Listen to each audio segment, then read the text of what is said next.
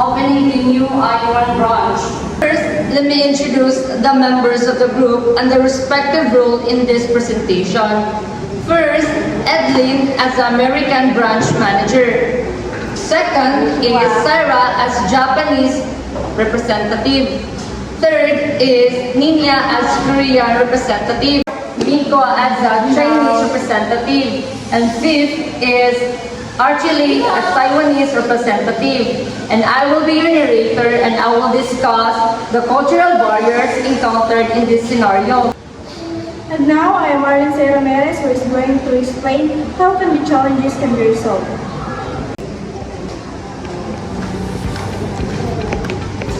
Good morning, everyone. We are excited to open our new iPhone branch here in Asia, the iPhone 18.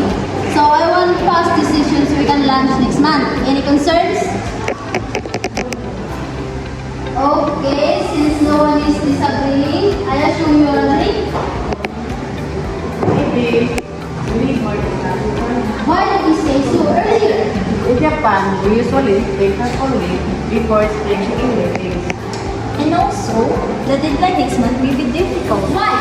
We just need everyone to work overtime. In Korea, teamwork is important, but sudden overtime without group agreement may lower morale. Also, supplier trust needs strong relationship building first. We already sent emails. That's enough, right? In China, business depends on trust and personal connection with one seat. Email alone is not enough. Customer service tone also matters. Taiwanese customer prefer friendly and warm communication, not to abuse them. Everything is so complicated.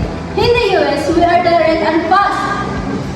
We respect your leadership, but communication styles are different in our culture. I apologize. I realize I focus only on speed, not in cultural differences. Let's understand each other better. We can schedule meetings with supplier personally. We can discuss overtime plans as a team first. And allow time for group consensus before final decision. Customer communication will be adapted to each local culture. Sounds like a strong international strategy. Our diversity is our strength.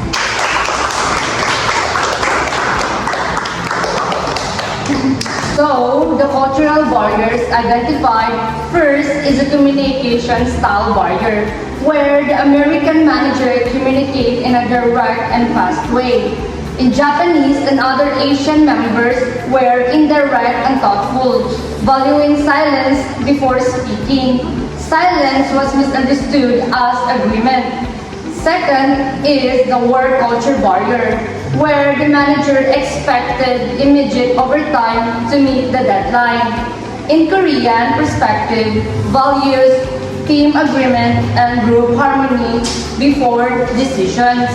Third is the relationship versus transaction. The manager believed emails were enough to secure suppliers.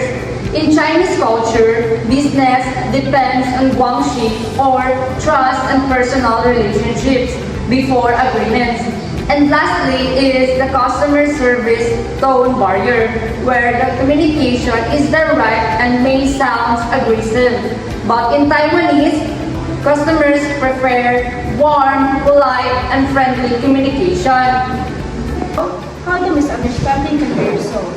The manager acknowledged the cultural differences and apologized. The team practiced active listening and explained their perspective.